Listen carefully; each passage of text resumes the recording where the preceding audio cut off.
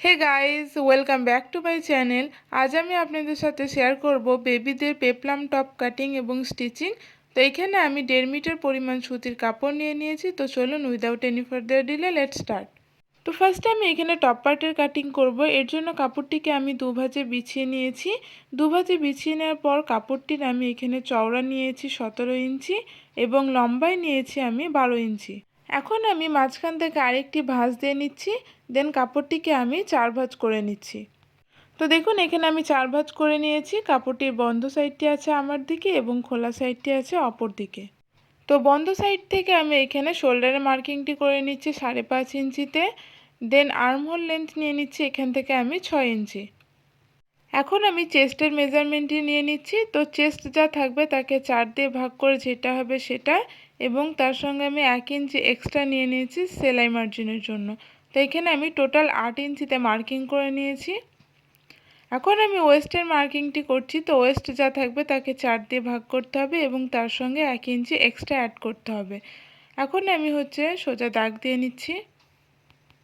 এখন আমি উপর থেকে আর্মহোলের শেপটি দিয়ে নেব এবং 1/2 ইঞ্চি শোল্ডার ডাউন করব।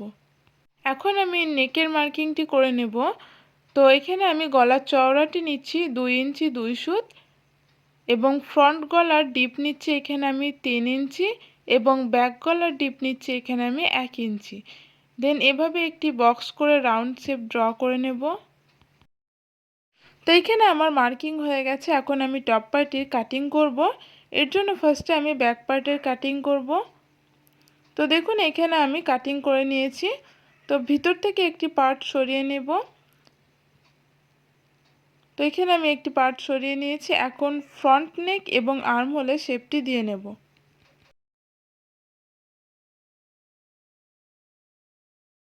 তো এখানে আমি ফ্রন্ট নেকে শেপটি কাটিং করে নিলাম। এখন আর্ম হোলে শেপটি কাটিং করব। এর জন্য ভিতর দিক থেকে হালকা শেপ দিয়ে নেব।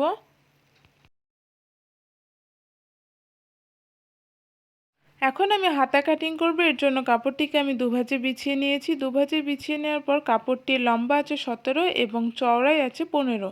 দেন কাপড়টিকে আমি এইখানে এভাবে 4 ভাজে বিছিয়ে নিলাম। কাপড়টির বন্ধ সাইডটি আছে আমার দিকে এবং খোলা সাইডটি আছে অপর দিকে। এখন খোলা সাইডে আমি 1.5 ইঞ্চি পরিমাণ এখানে ডাউন করে নিচ্ছি। দেন আর্ম হোলের শেপটি এখানে আমি ড্রয়িং করে নেব।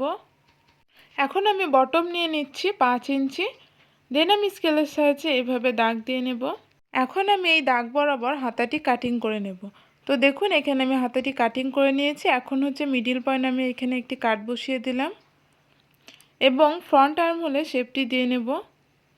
এখন আমি বটম পার্টে কুচির জন্য কাপড় নিয়ে নিয়েছি। তো দেখুন কাপড়টিকে আমি এখানে দুভাজে বিছিয়ে নিয়েছি। দুভাজে বিছানোর পর এখানে কাপড়টি চওড়া নিয়েছি আমি 34.5 ইঞ্চি এবং লম্বায় নিয়েছি আমি এখানে 9 ইঞ্চি। এখন আমি স্টিচিংয়ে চলে এসেছি। তো ফার্স্টে আমি ফ্রন্ট পার্টে রাফল অ্যাটাচ করব। এর জন্য ফ্রন্ট পার্ট নিয়ে নিয়েছি এবং মধ্যেখান থেকে আমি এখানে কাটিং করে নিচ্ছি। এখন আমি রাফল অ্যাটাচ করব। এর জন্য এখানে আমি আর্মহোল থেকে 2 ইঞ্চিতে একটি মার্কিং করে নিলাম এবং 1.5 ইঞ্চিতে আমি একটি মার্কিং করে নিলাম এবং নিচে থেকে আমি 3 ইঞ্চিতে মার্কিং করে নিলাম। দেন এভাবে শেপ দিয়ে নেব। তো এখানে আমার শেপ দেওয়া হয়ে গেছে। এখন আমি আরেকটি পার্টেও ঠিক একইভাবে শেপটি দিয়ে নেব।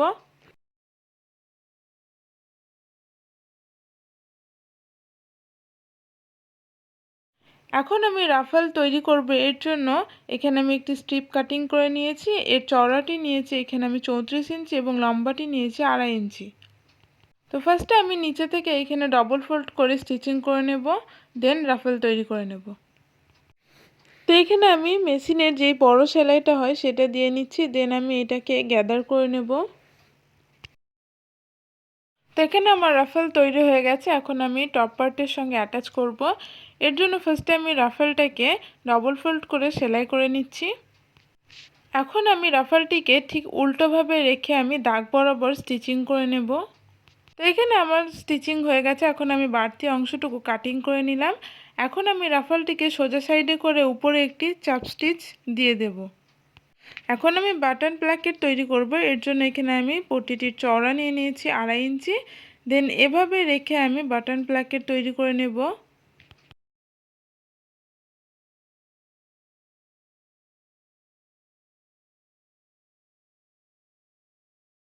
তো ঠিক একইভাবে আমি আরেকটি পার্টও তৈরি করে নিয়েছি। এখন আমি শোল্ডার অ্যাটাচ করব, এর জন্য এখানে আমি ব্যাক পার্টটি নিয়ে নিয়েছি। তো ব্যাক পার্টটিকে এখানে আমি সোজা সাইডে বিছিয়ে নিয়েছি।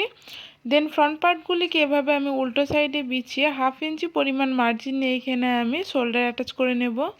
তো এখানে আমার শোল্ডার স্টিচিং হয়ে গেছে। এখন আমি গলার পট্টি স্টিচিং করে নেব।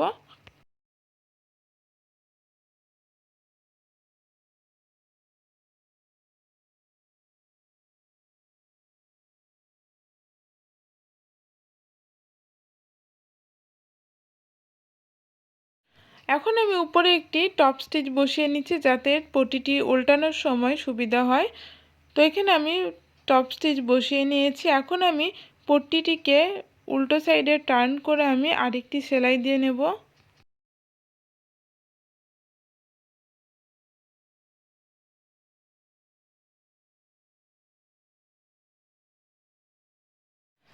এখন আমি হাতা অ্যাটাচ করব, এর জন্য এখানে আমি হাতার বটম পার্ট ডবল ফোল্ড করে সেলাই করে নিচ্ছি।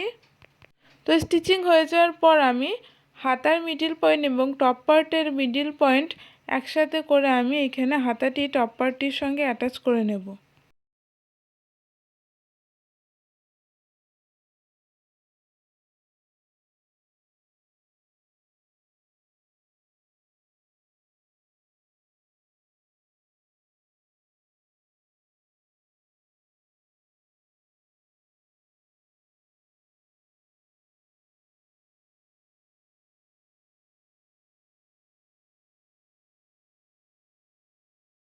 তো ঠিক একইভাবে আমি আরেকটি হাতও অ্যাটাচ করে নিয়েছি। এখন বটমে আমি রাফল তৈরি করব।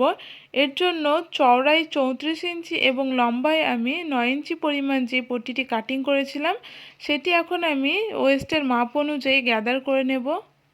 তো এখানে মেশিনের সবথেকে বড় যে সেলাইটি হয় সেটি দিয়ে নিচ্ছি। দেন সেলাই দেওয়া হয়ে গেলে আমি সুতোর একটি অংশ নিয়ে আমি এভাবে গ্যাদার করে নেব। তো এখানে আমি ওয়েস্টের মাপ অনুযায়ী গ্যাদার করে নিয়েছি। এখন আমি এই রাফেলটি টপ পার্টের সঙ্গে অ্যাটাচ করব।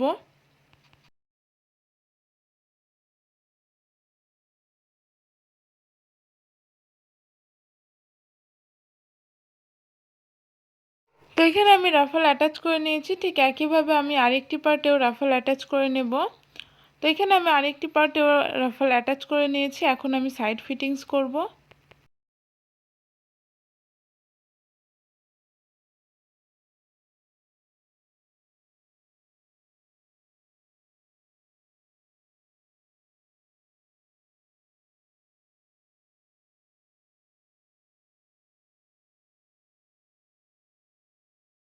তো এখানে আমার দু সাইডেই সাইড স্টিচিং হয়ে গেছে। এখন আমি বটমে অল রাউন্ডে ডবল ফোল্ড করে স্টিচিং করে নেব।